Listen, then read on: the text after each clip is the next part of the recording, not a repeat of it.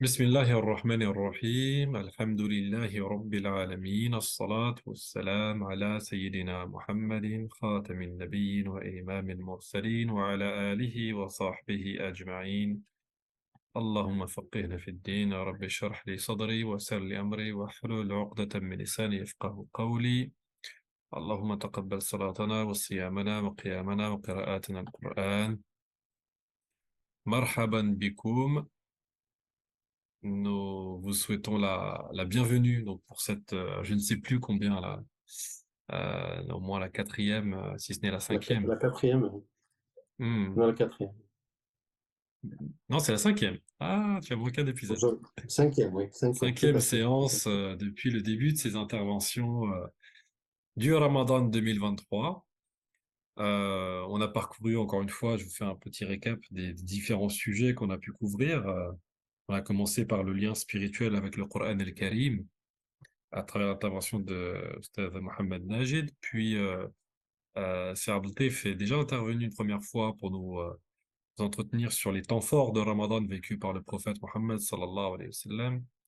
J'ai eu l'occasion aussi de vous occuper un certain temps sur ce que signifie le jeûne au XXIe siècle dans une perspective d'une réflexion plutôt sociologique. Et récemment, on a eu une très belle intervention, plus longue que les autres, hein, on a battu le score, sur les qira'at, les lectures du Coran, sur ce que nous en savons, surtout sur ce que nous ignorions, et beaucoup de choses que nous ignorions, j'imagine, et notamment le cas de l'imam Nafi', rahimahullah. Donc là, c'était une percée dans l'histoire du temps du prophète à nos jours, finalement. Alors, est-ce que vous pouvez juste couper, voilà, vos audios, merci. Et donc aujourd'hui, on revient pour une intervention, je dirais encore d'une autre nature, je dirais dans les versants plutôt des enseignements que le jeûne du mois de Ramadan sont censés nous octroyer et générer en nous. Et on n'aura nul autre que le plaisir de voir intervenir donc notre imam et fondateur, l'imam Abdeltaif Hmitou, sur la thématique suivante, la vertu de la patience, as-sabr, dans tous ses états. Et je pense qu'on aura le droit à une déclinaison qui, je pense, en intéressera plus d'un. Et je pense qu'on a beaucoup à acquérir en patience. En tout cas, moi le premier. Donc, sans plus attendre, Serre Tef, je te donne la parole pour le temps qui est le temps habituel. Et ensuite, vous pourrez donc n'hésitez pas à poser vos questions, même en cours d'intervention dans le chat, de sorte à ce qu'on puisse immédiatement réagir dans la foulée, Inch'Allah. Barakallahu fikum, jazakallahu khair, Serre Tef. Tafaddal. بسم الله الحمد لله والصلاة والسلام على رسول الله وعلى آله وصحبه ومن والاه. الحمد لله الذي تتم بنعمته الصالحات. الحمد لله الذي هدانا لهذا وما كنا لنهتدي لولا أن هدانا الله. اللهم صل على سيدنا محمد وعلى آله وصحبه وسلم تسليما. إنما الأعمال بالنيات وإنما لكل امرئ ما نوى.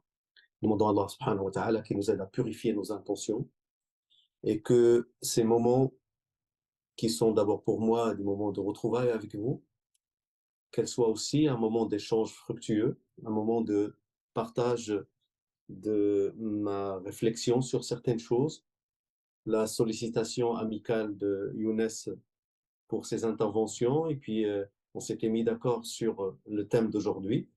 Je pense que c'est un choix heureux euh, que de parler de cette vertu de la patience. Ce n'est pas de moi ni de qui que ce soit, sauf que le prophète alayhi salatu wassalam, lui-même a désigné le mois de Ramadan comme étant le mois de la patience, Shahrus Sabr. Il dit alayhi salatu wassalam dans le hadith rapporté par Abu Qatada radiyallahu anhu, صوم شهر الصبر وثلاثة أيام من كل شهر صوم الدهر. Ce qui veut dire que le jeûne du mois de Sabr, du mois de la patience, et 3 jours de chaque mois équivalent au jeûne de toute l'année. صوم شهر الصبر وثلاثة أيام من كل شهر صوم الدهر. Déjà, l'information est très importante. Vous voyez que très souvent, on focalise sur les 6 jours de Shawwal. Ce hadith, la même formulation porte aussi avec les 6 jours de Shawwal. Mais sachez que cette qualité de jeûner tout, d'avoir l'équivalent du jeûne de toute l'année, n'est pas liée seulement aux 6 jours de Shawwal. Dans le rite malikite, on sait qu'il y a une petite nuance à apporter. Alors, les 3 jours de Shawwal, je ne veux pas faire long là-dessus, mais il vaut mieux les 3 jours de chaque mois ne sont pas, là encore, c'est une spécificité du rite malikite, ne sont pas obligatoirement le 13, le 14 et le 15, ce qu'on appelle al-layal al-bid, les nuits blanches, là où la lune est, est à son, elle est complète. Ce n'est pas obligatoirement ces jours-là, parce qu'on évite dans le rite malikite de perpétuer une tradition du prophète sallallahu alayhi wa sallam de manière systématique, au risque qu'elle puisse se confondre avec l'obligatoire, avec le fard. Mais ce qui nous intéresse dans ce hadith, c'est la façon dont le prophète sallallahu alayhi wa sallam a désigné le mois de Ramadan, Shahru as-Sabr. Sabr, c'est un mot donc arabe qui est vraiment très chargé de sens. D'ailleurs, moi quand j'étais petit, on m'avait appris qu'il y avait une citation arabe très belle. Il dit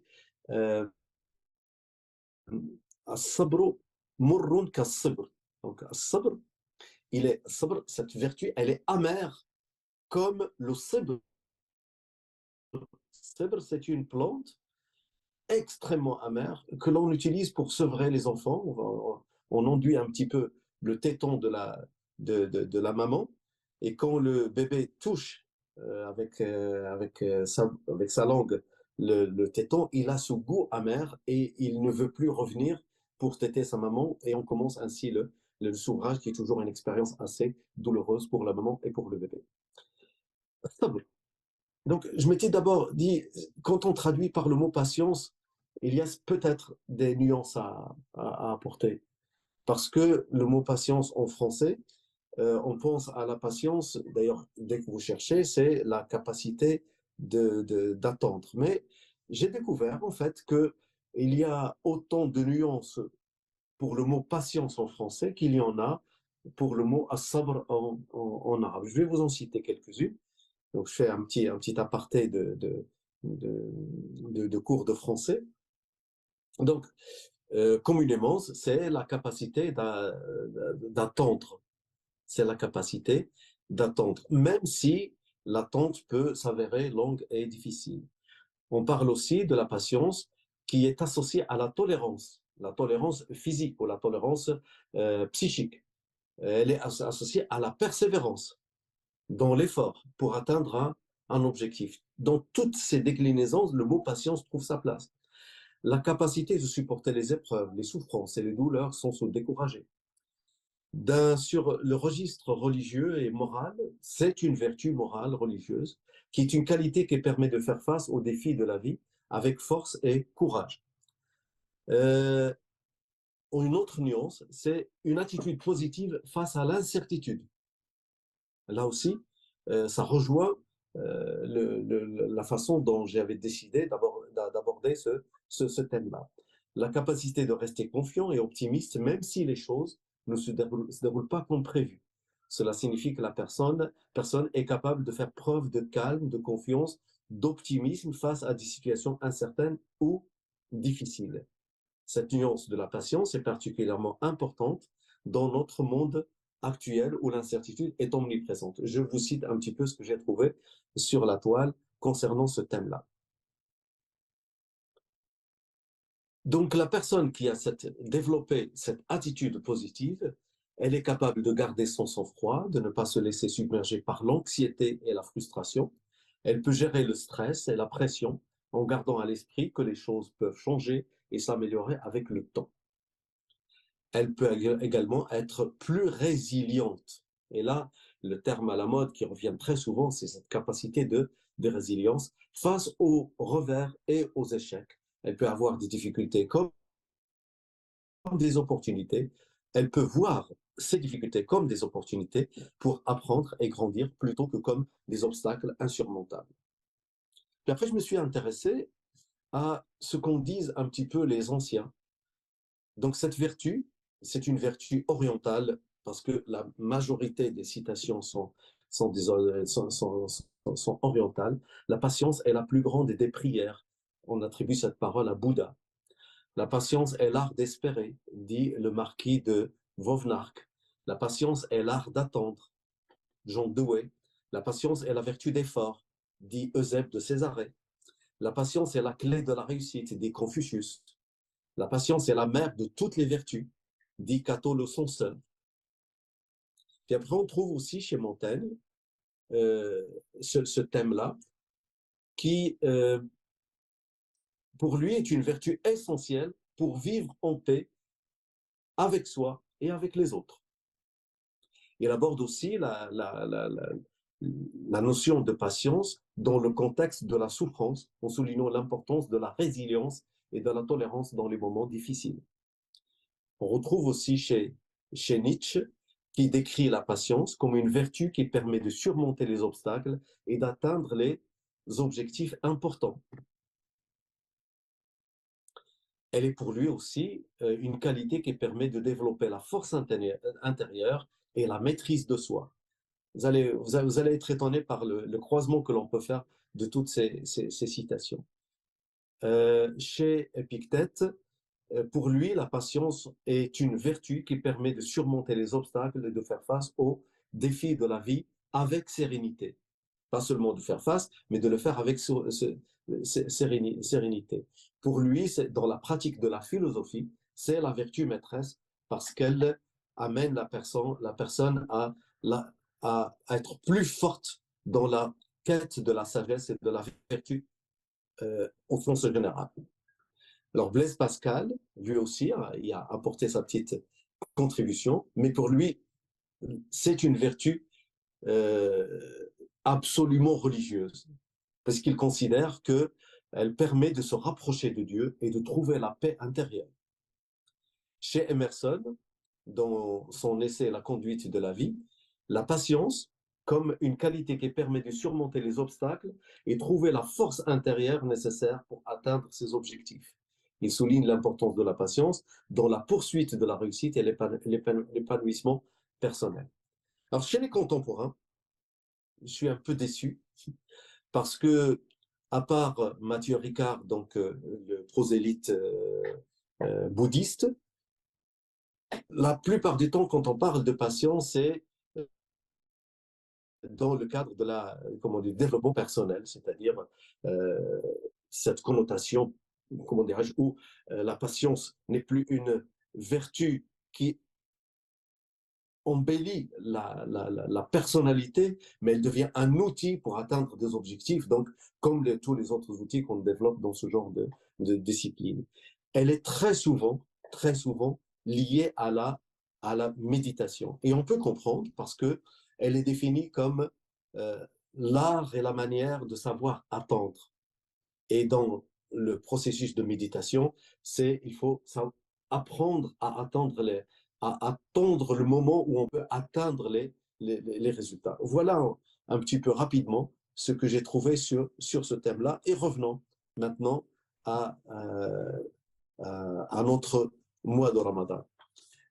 Ce serait vraiment, c'est très, très, très facile de faire le lien entre la pratique du jeûne et comment dirais-je, la culture de la patience. Le jeûne, c'est de l'abstinence. Le jeûne, c'est une difficulté à mener une vie ordinaire alors qu'on a parfois faim, qu'on a soif, selon les conditions de vie que l'on mène. Les gens qui sont de gros mangeurs, généralement, c'est une vraie épreuve, notamment les premiers jours. Tout à l'heure, je regardais une émission, comment dirais-je, sur les coulisses sportives et les invités étaient deux footballeurs musulmans. Et la question était, comment pouvez-vous gérer le besoin d'être en forme pour accomplir de grands efforts physiques, vraiment carrément des défis chaque fois qu'on est sur le terrain, et la, la volonté d'accomplir le jeûne. Et chez les deux, était revenu que ça se passait dans la tête, que avec le temps se développe une capacité à supporter cette difficulté.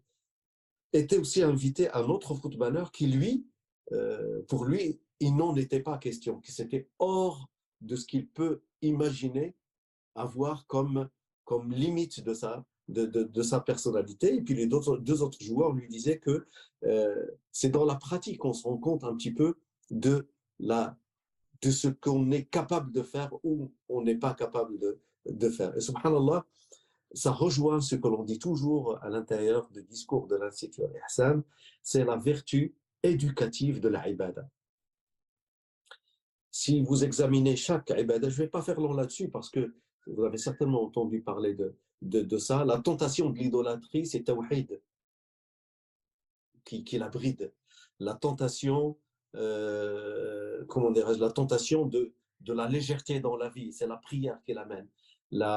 Elle cultive aussi la capacité de se concentrer, la capacité d'être régulier dans ses actes et dans sa vie de tous les jours. La zakat, elle permet de brider sa propre avarice et de déchaîner sa propre générosité. Déchaîner, c'est dans le sens enlever les chaînes. Le jeûne, n'en parlons pas, parce que ça touche des questions vitales chez l'être humain, que ce soit la nourriture, que ce soit la boisson, que ce soit l'acte sexuel. S'accompagne avec ça aussi le fait de maîtriser sa langue. Dans la pratique du jeûne, il faut pas dire n'importe quoi. Il faut, bien sûr, cette vertu-là serait souhaitable le reste du temps, mais là, il y a danger de corrompre sa ibada au moment où on est en train de jeûner. Le prophète sallallahu alayhi wa sallam dit celui qui ne laisse pas le faux et l'usage de faux pendant qu'il jeûne, Dieu n'a que faire qu'il se prive de sa nourriture et de sa boisson. Une sentence qui est sans rappel que les fruits de la langue, notamment les mauvais fruits de la langue, peuvent nuire à la qualité du jeûne. Les hadiths du prophète sallallahu alayhi wa sallam qui nous appellent à se maîtriser face à une agression. Et lorsque quelqu'un vient lui chercher querelle, il répond inni sa'im. Il se rappelle à lui-même, il rappelle à la personne qui peut-être a beaucoup de chance d'être elle aussi en situation de jeûne, je jeûne, toi aussi tu jeûnes, donc élevons le débat et cessons cette querelle. Et vous voyez que le terme patience ici, comme on l'a décliné tout à l'heure, intervient dans chacune de ces vertus que cultive la ibada. Alors les gens qui sont allés au pèlerinage savent que c'est vraiment la grande école de la patience, parce que c'est d'abord un déchirement. C'est un voyage qui va vous mettre loin de ceux que vous aimez. Ensuite, c'est une épreuve au dépaysement. Un dépaysement où on va rencontrer des gens peut-être certainement qu'on n'a pas choisi de rencontrer, avec lesquels on va se trouver parfois dans des situations de proximité qui mettent notre patience à rude épreuve. On va dormir à côté de gens peut-être qui ronflent.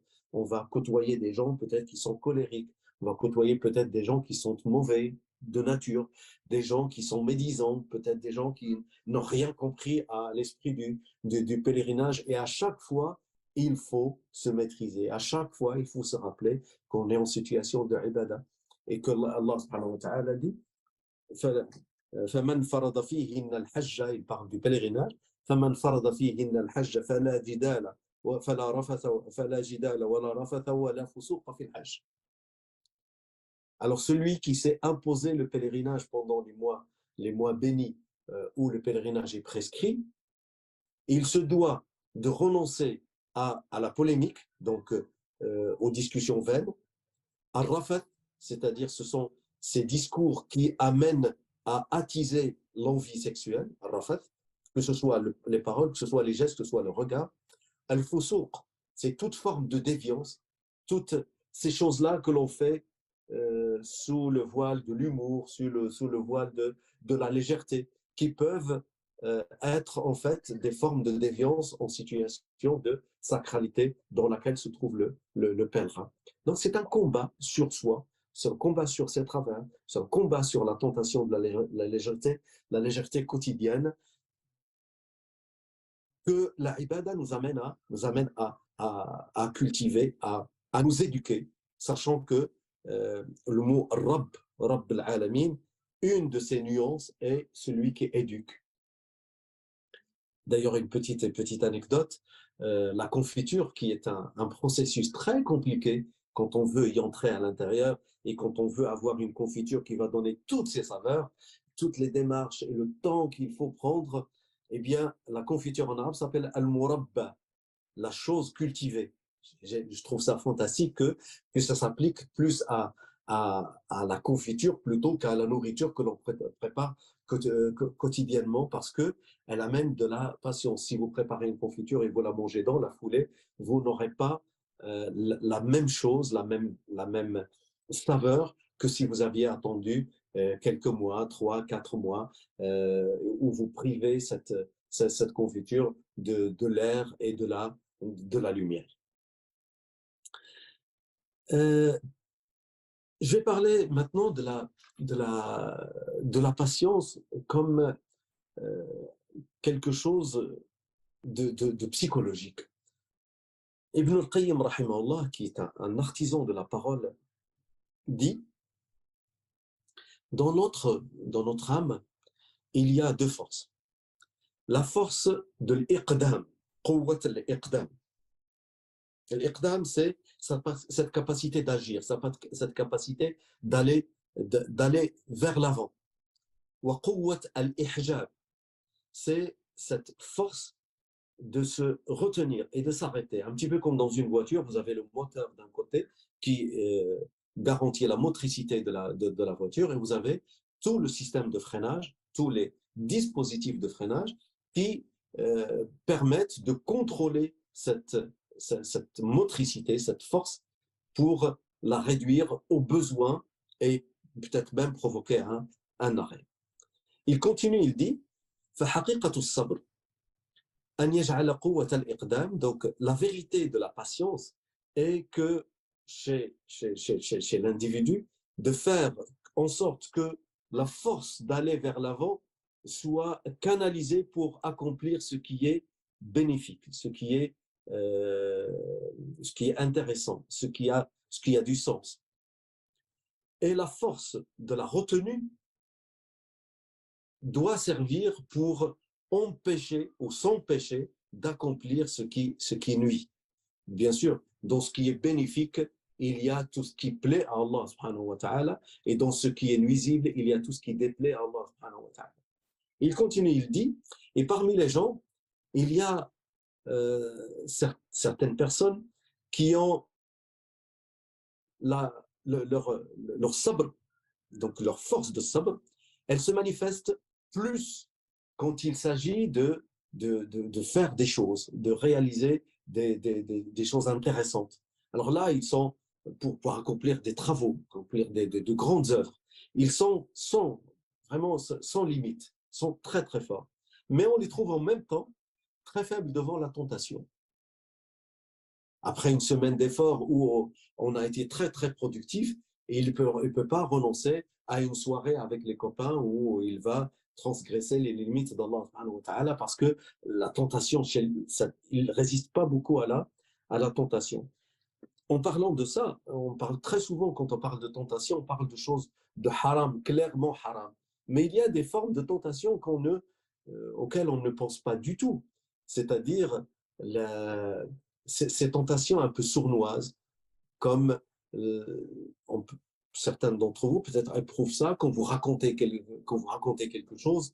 Parfois, la tentation d'en rajouter un tout petit peu pour rendre le discours un peu plus intéressant. C'est-à-dire, on se servirait du mensonge comme le sel sur la nourriture. Ce qui est une tentation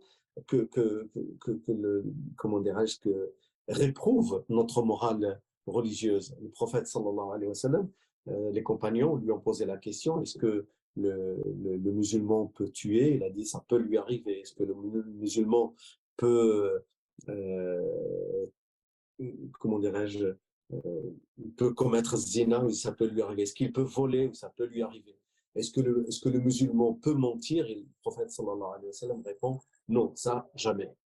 Bien sûr, ce n'est pas un discours sur le mensonge. Il y a des situations de grande urgence où le mensonge peut revêtir un aspect positif, mais en règle générale, le mensonge est à bannir de sa pratique. Vous avez vu dans le hadith que nous avons cité tout à l'heure, celui qui délaisse le faux, donc le mensonge dans la parole comme le mensonge dans les actes, il est réprouvé par notre morale religieuse et encore plus en situation de jeûne. Et il y a d'autres personnes, il continue, il y a d'autres personnes qui sont très forts pour résister aux transgressions des lois d'Allah subhanahu wa ta'ala ou des lois morales en général. Mais par contre, il était très faible devant la difficulté de l'adoration. Il se lève à la prière du matin extrêmement difficilement. Le mois de Ramadan, pour lui, est une corvée terrible. Le moment de payer la zakat, parce que il est très près de ses sous, alors il recule ça au dernier moment, essayant de voir par quel moyen, mais il sait qu'il doit la payer, mais pour lui, cela est très, très, très difficile. Mais par contre, vous ne lui ferez pas manger quelque chose de haram, vous ne lui ferez pas toucher une femme à laquelle il n'a pas droit. Parce que la force de la retenue chez lui, elle est plus forte que la force d'aller vers l'avant. Mais le bienheureux, comme dit Ibn Qayyim, le bienheureux, le meilleur de tous les hommes, c'est celui chez qui ces deux forces ont trouvé le moyen de s'équilibrer.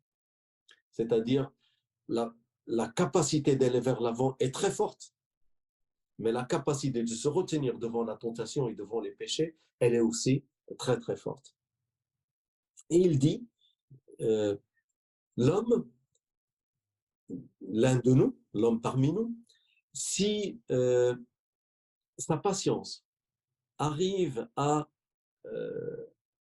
contenir la tentation de sa passion et de ses désirs, eh bien, s'il arrive à juguler ça, eh bien, il rejoint le rang des anges. Il ressemble ainsi aux anges. Et si cette tentation, cette passion, ce désir qui submerge, il n'a pas de patience pour le retenir, il rejoint les shayatin. Et celui qui ne maîtrise pas ses instincts, l'instinct de boire, l'instinct de manger, l'instinct comment dirais-je, d'accomplir les actes charnels. Il ne résiste pas à ça, celui rejoint les animaux. Donc là, il y a les trois catégories. Donc celui qui obéit aux ordres d'Allah subhanahu wa ta'ala et sait s'arrêter à ses interdits, il revêt l'aspect des anges, et celui qui a la passion débridée rejoint le rang des shayatin, et celui qui a l'instinct, les basic instincts, les instincts primaires dominants chez lui, ben, il rejoint le rang des animaux.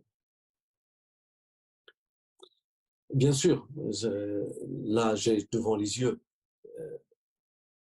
la réponse à la question quelle place tient la patience dans le discours du Coran. Alors là, c'est un florilège de versets aussi beaux les uns que les autres. Je vais en citer, Inch'Allah,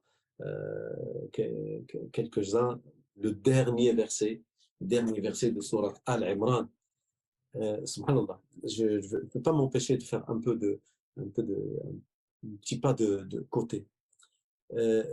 Regardez, contemplez toujours la fin des versets, la fin des sourates, notamment les grandes sourates, et à la lumière des derniers versets, relisez la sourate. De sourate Al-Imran est sourate où l'effort, l'effort, il est au cœur de sourate Al-Imran. Dès le début, vous avez la, lorsqu'Allah subhanahu wa ta'ala dit au prophète sallallahu alayhi wa sallam qu'il a descendu sur lui des versets qui sont sans aucune équivoque et des versets qui sont teintés d'ambiguïté, alors que ceux qui cherchent la fitna, ceux ils vont se précipiter sur les versets ambigus dans le but d'en chercher une interprétation qui va dans le sens de leur désir. Vous voyez, là, si la personne ne résiste pas à cette tentation-là, il fait partie de ces gens-là. Et les croyants, eux, ils savent, ils disent, rasikhuna fil ilm, donc ceux qui se sont alimentés de science, eh bien ceux-là savent s'arrêter et dire tout vient de notre Seigneur. Ils ne cherchent pas à tirer un quelconque profit bassement matériel de ce bas monde, d'une quelconque nuance du Coran, mais ils attribuent à la valeur de la parole d'Allah subhanahu wa ta'ala que les choses de niveau moral très très haut. Les beaux versets où le prophète Allah subhanahu wa ta'ala dit wasta'inu bis sabri was salat. Faites-vous aider, bien sûr, pour faire face à ce que vous vivez tous les jours. Faites-vous aider par le sabr, faites-vous aider par la prière. Et là encore, la vertu de l'éducation par la prière, comment dirais-je, on n'a pas besoin de s'étayer. Vous avez tous cette expérience que il faut beaucoup de patience pour accomplir la prière. Mais quand on arrive à accomplir la prière en temps et en heure avec beaucoup de concentration, d'élévation spirituelle, on arrive à cultiver sa propre patience.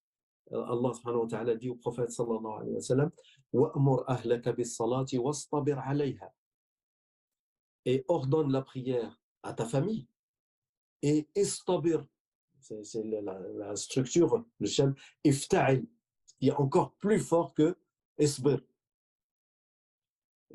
Excusez-moi, je parle un peu trop vite et j'ai oublié de vous dire de quel verset de Sourate Al-Imran il s'agissait. Il s'agissait du verset Ya ayyuhalladhina amanu isbiru wa sabiru wa rabitu wattaqullaha la'allakum tuflihun. Oh, vous qui avez cru, faites preuve de patience. Sabiru, excellez dans la patience. Parce qu'il y a fa'ala, il y a fa'ala. Et l'impératif ici, il est au pluriel. Et on sait que fa'ala, il y a une sorte de mutualité avec son entourage. C'est-à-dire, isbiru, soyez patient, faites preuve d'endurance, faites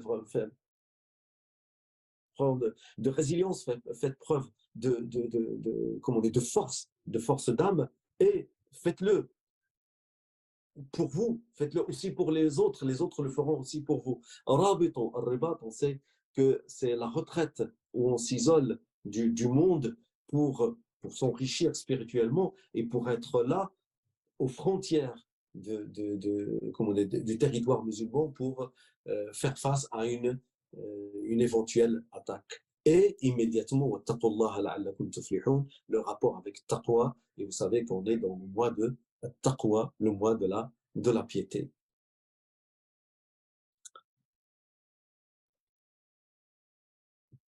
Et l'autre verset de Sourate Zumar, Innama yuwaffa as-sabiruna ajrahum bighayri hisab. Certes, ceux qui font preuve de patience, les patients, ceux-là auront leur récompense de la part de leur Seigneur sans aucune limite. Sans aucune limite. Et on peut le comprendre. On peut le comprendre encore plus pour le jeûneur, car le prophète sallallahu alayhi wa sallam a dit qu'Allah subhanahu wa ta'ala a dit toute l'œuvre du fils d'Adam lui appartient, sauf le jeûne, il m'appartient, il appartient à Allah, et c'est moi qui le rétribue, je me charge de le récompenser. Donc vous imaginez, le mois de la patience, c'est Allah subhanahu wa ta'ala qui s'occupe de le rétribuer, et il dit les patients auront une récompense sans limite. Donc la récompense du jeûneur, elle est aussi sans limite. Alors on pourrait se poser la question, est-ce que la patience est une vertu innée ou acquise? très très bonne question, celle-là. Est-ce qu'il y a des gens qui naissent patients? Il y a des gens qui naissent impatients. Eh bien, sachez que la réponse, elle est dans le hadith du prophète sallallahu alayhi wa sallam. Il dit, وَمَنْ يَتَصَبَّرْ يُصَبِّرْهُ اللَّهُ. Et celui qui, euh, comment dirais-je, se restreint à la patience, c'est-à-dire qu'elle n'est pas dans son tempérament, mais il se restreint à la patience. Allah subhanahu wa ta'ala lui donne la force d'être patient. Et celui qui se restreint à la patience, Allah lui donne la force de la patience. وَمَنْ يَتَصَبَّرْ يُصَبِّرْهُ اللَّهُ.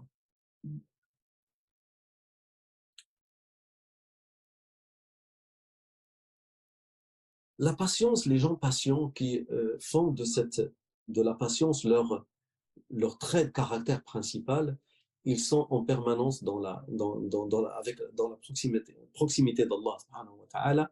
Dans Surat al-Baqarah, verset 153, Allah subhanahu wa ta'ala dit Inna Allah ma'a sabirin. Certes, Allah est avec les gens qui font preuve de patience. Nous avons vu la patience dans la ibada. Et comme quoi, il faut de la patience pour accomplir les actes d'adoration. Et que la pratique assidue des actes d'adoration alimente notre patience. Je dis bien la pratique assidue, concentrée, avec du sens de la ibada, amène à cultiver comment dire, à accomplir le statut ou ce qu'on appelle al-hal, d'être le serviteur d'Allah subhanahu wa ta'ala. Et nous savons, quand on les interpelle sur la patience, ils déclinent ça en 3 états. D'où le titre de... Excusez-moi, il y a mon téléphone qui demande à être chargé. Je vais arrêter pendant un petit moment de temps de le charger. Je règle.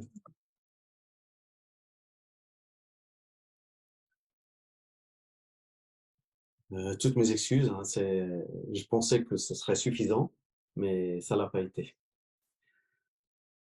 Donc nous en étions à, nous savons quand on les interpelle sur la question de la patience, ils font la distinction entre 3 formes de patience. Il y a la patience dans la ibada, ou pour la ibada. Il y a la patience devant la tentation. Il y a donc sabr ala al-ma'siyah. Et il y a la patience devant les décrets d'Allah subhanahu wa ta'ala, notamment ceux qui nous semblent difficiles à supporter, comme la mort d'un être cher, ou comme la perte de quelque chose à laquelle on tient, ou la perte de la santé, ou la perte d'un travail. Ces trois choses, bien qu'on puisse les distinguer dans le but de les rapprocher à la compréhension des gens, sont très liés les uns aux autres. La patience pour accomplir la prière, c'est ce qui est censé alimenter notre capacité de nous retenir face au péché. N'est-il pas que Allah subhanahu wa ta'ala dit Inna as-salata tanha 'anil fahsha'i wal munkar. Inna as-salata tanha 'anil fahsha'i wal munkar wa la dhikrullahi akbar. Certes, la prière détourne de la perversion. La prière détourne de la perversion.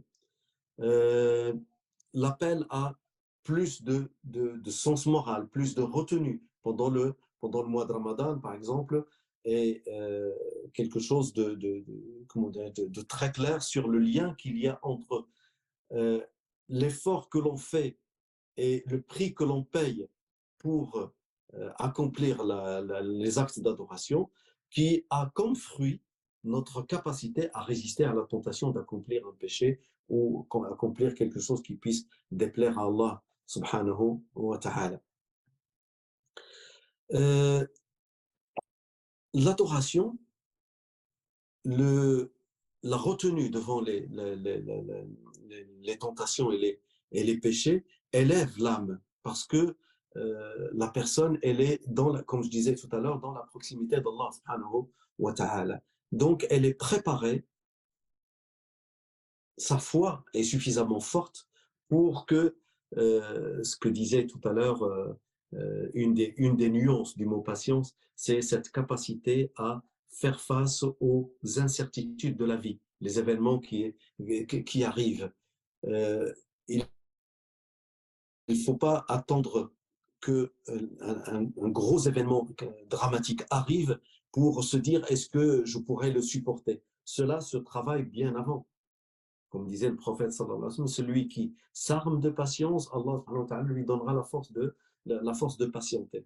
Et cette euh, ambiance dans laquelle notre patience est sollicitée parce qu'on est sur le chemin d'Allah subhanahu wa ta'ala fait que lorsque les événements arrivent, et là le verset de Surah Al-Baqarah est très très clair là-dessus, الذين إذا أصابتهم مصيبة قالوا إنا لله وإنا إليه راجعون. Ceux qui وبشر الصابرين donnent la bonne nouvelle à ceux qui sont patients, ceux qui, lorsqu'ils sont frappés d'un malheur, ils disent nous appartenons à Dieu. On est au plein cœur de la aqidah, on est en plein cœur de tawhid, on est en plein cœur de ce que nous sommes en train tout le temps de dire dans notre prière. Iyyaka na'budu wa iyyaka nasta'in. Nous appartenons à Dieu. Donc si nous appartenons à Dieu, on n'a pas à questionner Dieu sur ce qu'il fait de nous. On s'y soumet. On essaye de subir ça de bonne grâce et de nous en remettre à l'aide de Dieu. Wa inna ilayhi raji'un. Le terme raji'un, et c'est vers lui que nous retournons. C'est vers lui que nous retournons maintenant parce qu'il est notre refuge face à ce malheur qui vient de nous frapper. C'est vers lui que nous retournerons plus tard dans l'au-delà pour avoir la récompense de cette patience.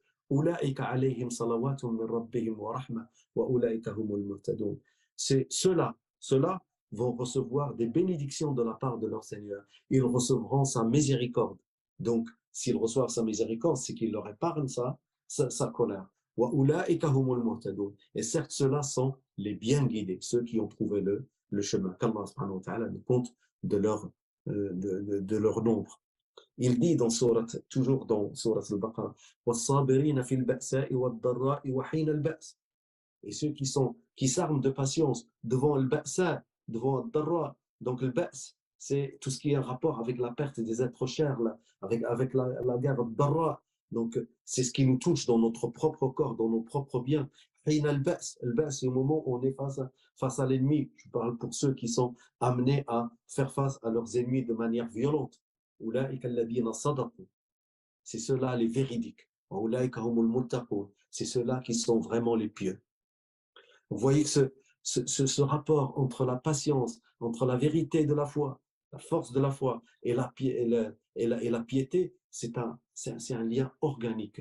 Et ces trois formes de patience dans l'adoration, devant les péchés, devant la tentation du péché et face aux épreuves, en fait, c'est la même, sauf qu'elle s'exprime dans chaque situation de manière différente. Et ce ne sont que ces deux forces-là dont parlait Ibn al-Qayyim qui sont entre nous.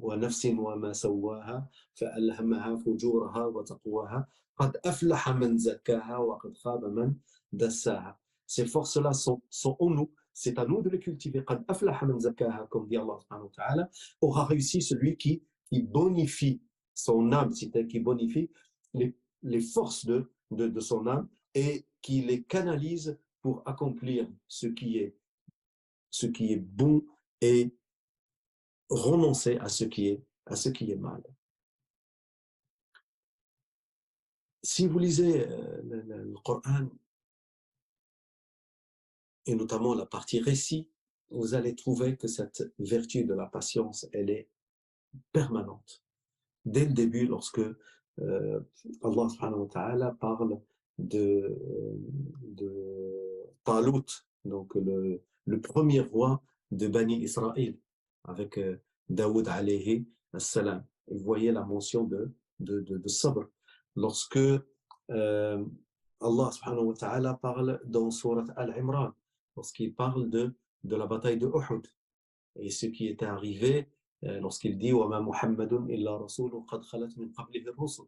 C'est-à-dire quand les musulmans étaient en situation ils étaient pratiquement certains d'avoir perdu le prophète alayhi salatu wassalam dans la bataille. Et là, il, il les rappelle à la patience, à absorber le choc, quel qu'il soit. Mais ça, ce n'est pas une vertu qui va tomber sur nous le jour J, l'heure H et la minute M. C'est quelque chose que l'on cultive dans le temps, avec la connaissance de Dieu, avec la connaissance de sa religion, avec une pratique assidue, avec une morale, une ascèse face aux tentations, notamment à notre époque où les tentations sont très fortes et les moyens de les réaliser sont aisés. Inch'Allah, pour ne pas faire très très long, je vais terminer par une très très belle histoire qui va illustrer que lorsque quelqu'un de la communauté de Mohammed sallallahu alayhi wa sallam, lorsqu'il atteint un niveau de science, eh bien, l'alim al-abid, nous allons parler de quelqu'un qui, pour moi, est au sommet de l'illustration de cette notion de l'ibada. Il s'agit du neveu de Aïcha radiallahu anha. Donc le petit-fils, déjà, sa carte d'identité, elle est impressionnante. Il s'appelle Urwa ibn al-Zubayr. Il s'appelle Urwa ibn al-Zubayr. Al-Zubayr, c'est le Zubayr ibn al-Awwam, celui qu'on a surnommé l'apôtre du prophète sallallahu alayhi wa sallam. Inch'Allah, ça viendra, je ne fais pas de promesses, mais on en parlera. Sa mère, c'est Asma bint Abi Bakr. Donc sa mère, c'est Asma bint Abi Bakr, la femme aux deux ceintures. C'est elle qui a assuré le transfert de la nourriture au prophète sallallahu alayhi wa sallam au début de sa hijra avec son père Abu Bakr radiyallahu anhum jami'an wa sallallahu ala nabiyyina Muhammadin wa ala alihi wa sahbihi. Son grand-père, c'est Abu Bakr as-Siddiq, donc on n'a pas besoin de le présenter. Sa tante, c'est Aïcha radiallahu anha. On dit qu'il y a certains hadiths qui ne sortent pas de la même famille. Que lorsqu'on dit عن عروة عن عائشة عن رسول الله صلى الله عليه وسلم وعن عروة عن أسماء qui rapporte du prophète عليه الصلاة والسلام. Urwa ibn Zubayr, contrairement à ses deux frères, ne s'est pas mêlé de politique, mais il était un homme de science et il était devenu l'une des références de Médine à son époque, Urwa ibn Zubayr radiyallahu anhu. Bien, son histoire est la suivante.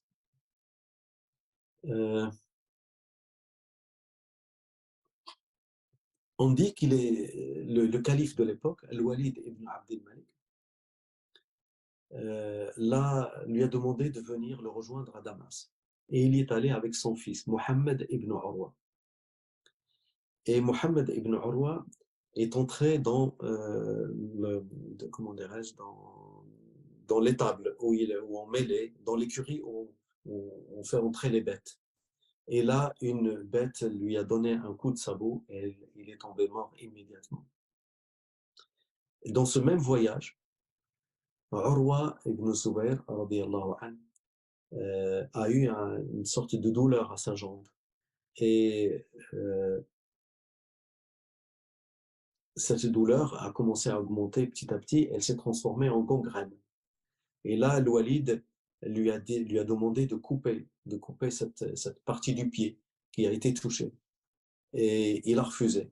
Et là, cette gangrène a progressé jusqu'au moment où on coupait la jambe, où il allait mourir. Et il a décidé comment dirais-je, il a accepté qu'on lui coupe la jambe. Et il était déjà très avancé en âge. Et on dit que lorsque la décision a été prise et lorsque le médecin s'est présenté et quand il a scié la jambe et que lui n'a même pas sourcillé, n'a même pas bougé, comme si euh, il avait trouvé en lui une force d'accepter la sentence d'Allah subhanahu wa ta'ala au point de ne pas gémir, de ne pas émettre même un petit son de douleur. Quand il est revenu de son voyage, quelqu'un lui a posé la question, alors comment s'est passé ton voyage? Et il a répondu la réponse comment dirais-je, enfin, la parole de Moussa alayhi salam dans Sourate Al-Kahf, لَقَدْ لَقِينَا مِنْ سَفَرِنَا هَذَا نَصَبًا. Nous avons trouvé quelques difficultés dans notre voyage. C'est tout. Nous avons trouvé quelques difficultés dans notre voyage. C'est tout. Il n'y a, y a, y a, y a, y a rien d'autre. Et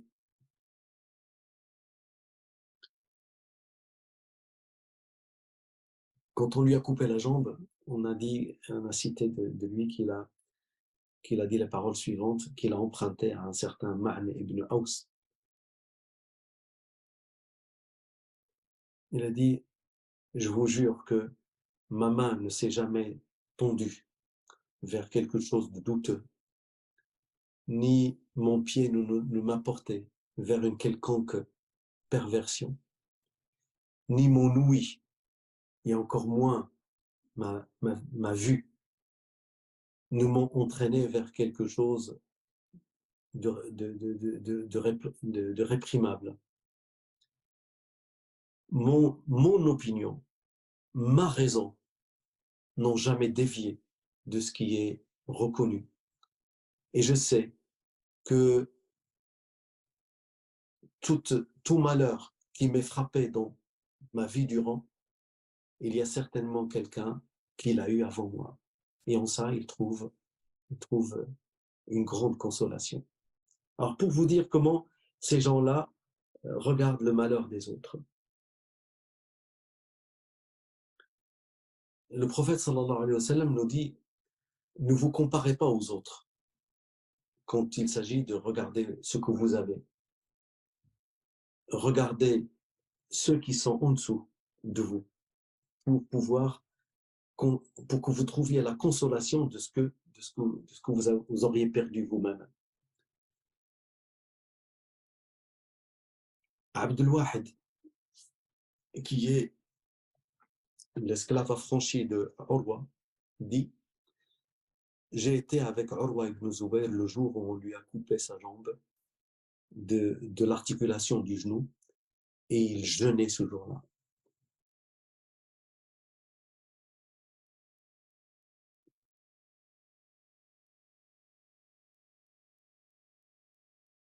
Il disait, radiyallahu anhu, ô Seigneur, j'avais 4 membres et tu as décidé d'en prendre un. Et tu m'en as laissé 3. Alors louange à toi. Ô Seigneur, j'avais 4 enfants et tu as décidé d'en prendre un. Et tu m'en as laissé 3. Louange à toi. Ô Seigneur, si tu as pris des choses, t'en as laissé d'autres. Et si tu m'as aujourd'hui éprouvé, combien de temps ai-je vécu sain et sauf sans aucune épreuve? Et ça, c'est une forme de résilience, machallah, qui, lorsque l'on s'astreint à cette discipline, bien, la patience, comment dirais-je, élève notre âme au point de ressentir le bonheur là où les gens ne voient que ne voient que du malheur.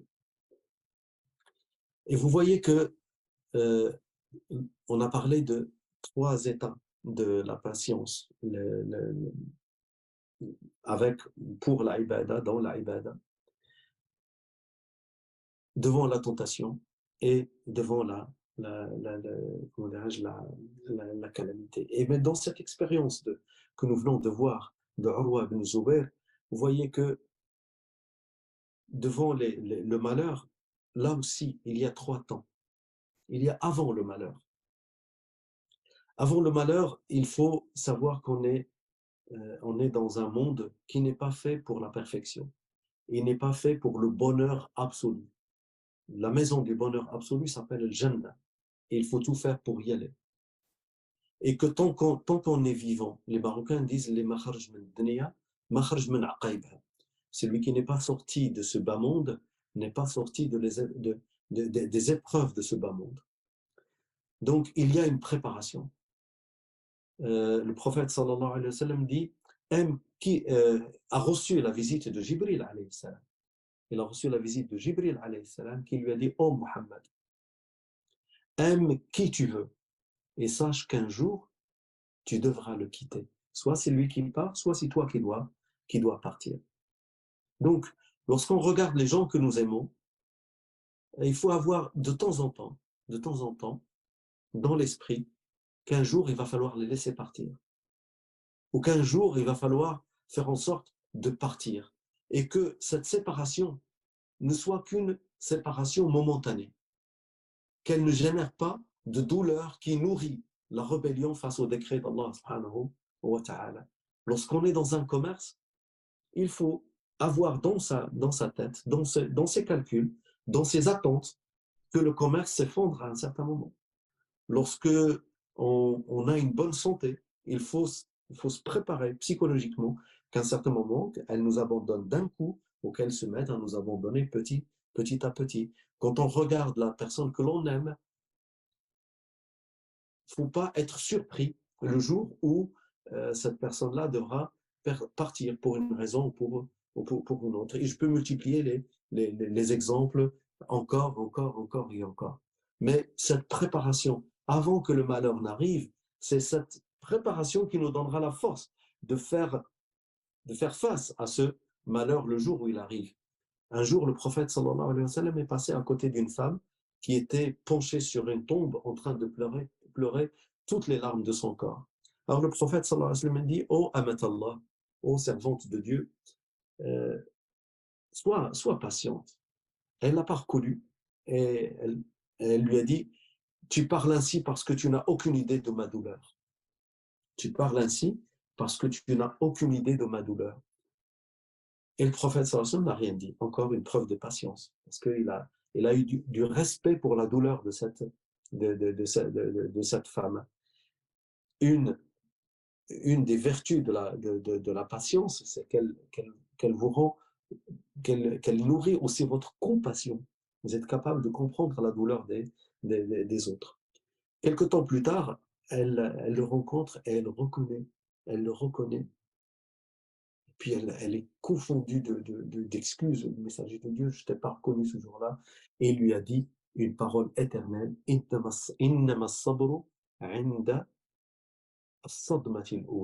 la patience, elle se manifeste au moment du premier choc. C'est à cet instant-là. Et c'est pour ça qu'il faut être bien entouré. Je vais revenir, Inch'Allah, là-dessus. Être bien entouré pour que le rappel se fasse immédiatement. Inna lillahi wa inna ilayhi raji'un.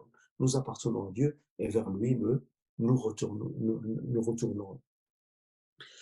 Donc, la patience s'alimente avant, pendant et après. Et là, dans l'histoire de Urwa ibn Zubayr, nous voyons comment il a formulé cette patience, ce fruit de la patience, en fait, qui vient après. C'est-à-dire que la chose perdue, tu te rappelles toutes ces choses-là qui n'ont pas été perdues. Seigneur, tu m'as donné 4 membres et tu as décidé d'en prendre un, alors louange à toi. Seigneur, j'avais 4 enfants, tu as décidé d'en prendre un, alors louange à toi. Si aujourd'hui tu m'as épouse, si aujourd'hui tu as pris tant de choses tu as donné auparavant, si aujourd'hui tu m'as éprouvé tant d'années et tant de dizaines d'années, tu m'as laissé vivre sain et sauf, sans aucune épreuve du genre de celle qu'il avait frappée. Alors la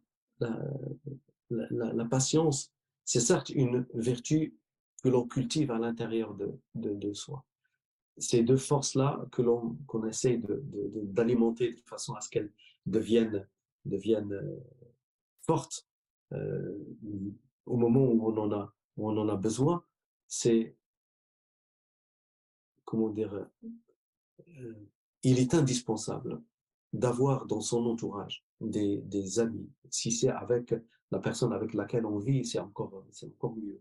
Avec ses enfants, avec ses amis, avec ses proches. D'être toujours d'être, comment dirais-je, dans une mutualisation de la patience partagée chez chacun de nous. Et parce que on n'est pas exempt d'un moment de faiblesse. Eh bien, si on est bien entouré, comme je disais tout à l'heure, qu'Allah subhanahu wa ta'ala fasse qu'au moment de notre mort, nous soyons entourés par des gens que nous aimons, des gens qui, qui sont là pour nous soutenir dans la dernière épreuve dans notre vie. Donc, être bien entouré parce que la, Allah subhanahu wa ta'ala dit fasbiru wa sabiru, isbiru wa sabiru. Soyez patient et comment dire, mutualisez votre patience parce que, comme dit l'adage, l'homme est seul quand il est tout seul et l'homme est faible quand il est tout seul et il est fort quand il est bien entouré. Je ne vais pas faire encore plus long. Je ne vais pas vous infliger une douleur. J'ai déjà assez abusé de votre patience. C'est juste un petit peu pour synthétiser. La patience est là, trois étapes. Le moment en rapport avec l'adoration, en rapport avec la tentation du péché et en rapport avec la douleur du malheur. Et la patience se nourrit se nourrit de notre adoration, se nourrit de notre lutte contre les tentations, se nourrit de notre entourage, se nourrit de notre expérience, se nourrit de notre foi, que Allah subhanahu wa ta'ala, quoi qu'il fasse, il est le Seigneur, il fait ce qu'il veut. Et pour nous, il fait toujours les meilleurs choix. Et ce qui nous a enlevé dans ce bas monde, c'est pour nous donner soit quelque chose de meilleur dans ce bas monde, ou alors encore mieux, de nous donner quelque chose de bien meilleur dans l'au-delà. Wassalamu alaikum wa rahmatullahi wa barakatuh. Barakallahu fik, c'est un Taïf. Je pense que t'aurais pu continuer que je m'en serais pas rendu compte. Inch'Allah. Barakallahu fik, c'était très interpellant. Je laisse. Alors, tu as déjà une première question qui est dans le fil. Si d'autres personnes veulent ou simplement réagir, ils sont les bienvenus. Il a été question notamment de la patience, une forme de patience qui peut être celle par la dispute, effectivement, en général, peut-être la dispute, je me permets d'envisager aussi l'orientation dans le couple, qui sera en soi un sujet à part entière, je crois. Mais effectivement, est-ce que savoir se retenir, réprimer ses émotions dans le cadre d'un Ben, les conflit, d'une Marocains dispute? disent, lorsque tu vois des gens vivre ensemble pendant un long moment, sache que l'une d'elles est plus patiente que l'autre. Hmm. Et il faut être cette personne-là. Il faut que dans le couple, comme dans l'amitié, comme dans le travail, être celui qui va faire le plus de preuves de patience. Donc, si les gens se font compétition dans ce domaine-là, je crois que ça résoudrait pas mal de problèmes. Donc, c'est pas Mais que la mutualisation, c'est aussi Tanafus, c'est l'idée aussi de se concurrencer. ben oui, Hein. ben Voilà. oui, ben oui, ben oui. Bien sûr, là, il dit, euh, la plus grande des émotions, c'est la colère. La Hmm. plus forte des émotions, c'est la colère. Elle est encore plus forte que l'émotion de la peur. Et c'est pour ça que là, il y a, c'est, comment ça, Yassine Lamri qui le dit dans une de ses vidéos. Il dit, euh, quelqu'un est venu voir le prophète sallallahu alayhi wa sallam, des messagers de Dieu, donne-moi quelques paroles et ne fais pas très long. Ne fais pas très long parce que je suis un homme faible. Et le prophète sallallahu alayhi wa sallam lui a dit, ne te mets pas en colère. Et il a répété ça à 3 reprises.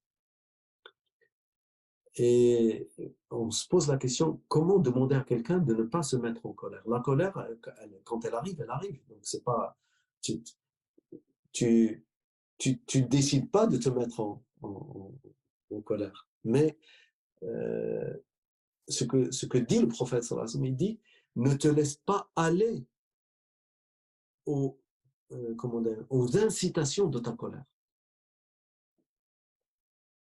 Quand tu sens la colère monter, d'abord tu utilises tous les artifices de la sunna du prophète, sallallahu alayhi wa sallam.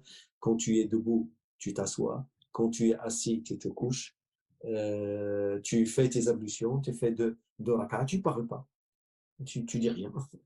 À part la hawla wa la quwwata illa billah ou astaghfirullah ou que des dhikr, tu laisses tomber la pression. Et si la tentation de se venger immédiatement, bah, c'est celle-là, c'est les tentations nées de la colère, c'est celle-là que tu essaies de combattre. Mais la colère en elle-même, quand on est colérique, on est colérique. Et justement, la rétribution, comme dit le prophète sallallahu alayhi wa sallam, que la rétribution est à la mesure de la difficulté.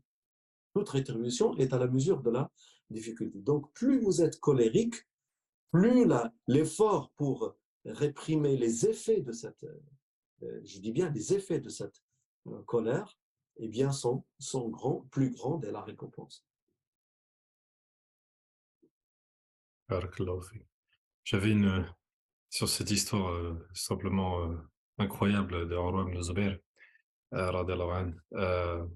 Je me suis pas interrogé du coup la notion de gratitude qui est en fait un corollaire aussi de la patience, c'est-à-dire que même sous à trois égards, quoi. Je veux dire, c'est un peu, on est d'autant plus disposé à se montrer patient on a su faire preuve de gratitude envers tout ce qu'Allah nous a accordé jusque-là aussi, quoi. Enfin, C'est donc Inna lillah. hmm, Tu vois, quand tu dis Inna lillah, hmm, il y a dedans l'Alhamdulillah. hmm, Tout ce que nous avons, il appartient à Allah. Donc, s'il prend une partie de ce qu'il nous a donné, c'est. Alors, on ne peut pas formuler la gratitude mieux que de cette façon-là. Je ne hmm, pense pas. ouais, hmm. Est-ce qu'il y a d'autres. Ils ne sont pas très bavards aujourd'hui. Très, très bavard. Il y a un autre lien que tu as évoqué, c'est le lien avec la foi finalement. Ça c'est clair. C'est clair parce que finalement c'est aussi l'idée de voir plus loin. Hein, enfin, je veux dire, je sais pas comment on peut même verbaliser ça, mais وَتُؤْثِرُونَ الْحَيَاةَ الدُّنْيَا وَالْآخِرَةُ خَيْرٌ وَأَبْقَىٰ. Oui, Donc, quand on en vient à précipiter ce qui est immédiatement accessible, etc., forcément, alors que c'est cette idée de quelque chose qui nous attend, qui est meilleur, qui finalement nous pousse à nous retenir, justement, de ne pas céder à cette immédiateté, quoi. Il y a le rapport au temps aussi qui sera intéressant aussi à travailler, d'ailleurs. oui. Ah, C'est pour ça que c'est une échelle du temps, hein. Donc, hum, le avant, le pendant et l'après. Ouais, hum, euh, on ne sait pas à quel moment un malheur va arriver. hum. Ouais, D'ailleurs, on ne sait pas à quel moment un bonheur va arriver non plus. Mais un malheur va arriver, mais c'est le fait de se dire ce que nous avons, il est éphémère. Parce que nous sommes sur Terre, tout simplement. Quand Jibril dit aime qui tu veux et sache qu'un jour tu dois le quitter. Donc, aime ce que tu veux, parce que là, il a pris, parce que c'est l'amour des autres humains qui est le sentiment le plus fort, encore plus fort que le fait d'aimer les objets. Et bien ça de- comment dire, cette éventualité à laquelle on est prêt et que, d'ailleurs, quand on veut consoler quelqu'un, je vais revenir sur cette idée de consolation. Euh, Lorsqu'on console quelqu'un, on lui dit Lillahi ma a'ta wa lillahi ma akhad. Ce qui a été donné, il appartient à Allah, mais ce qui a été repris aussi appartient à Allah. Et ça, c'est vraiment, on est au cœur de la définition de la foi, qui était de la confiance qu'on a en Allah. Pour revenir à cette question de la consolation avec Urwa ibn Zubayr, Heu, Quand il est revenu de voyage, quelqu'un est venu lui rendre visite pour prendre de ses nouvelles et puis il lui a dit: «Tu sais, je n'ai plus ma jambe» et il lui a dit: «Tu sais, Urwa, nous n'avons pas besoin de toi pour faire de la compétition, pour faire de la course à pied. Nous avons besoin de ta science. Et alhamdulillah, tu as encore toute ta conscience.» Et il lui a dit: «Jamais personne ne m'a consolé de ma jambe comme tu viens de le faire.» Incroyable. Ah, Hein?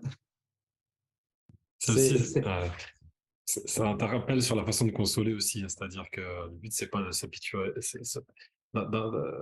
comment dire, d'alimenter, de se complaire dans l'apitoiement, etc. ouais, ouais. Mais au contraire enfin, Et prendre la place du médecin très souvent. hmm, Quand on veut consoler quelqu'un de malade: «Ouais, mais tu devrais faire ça, tu devrais faire ça.»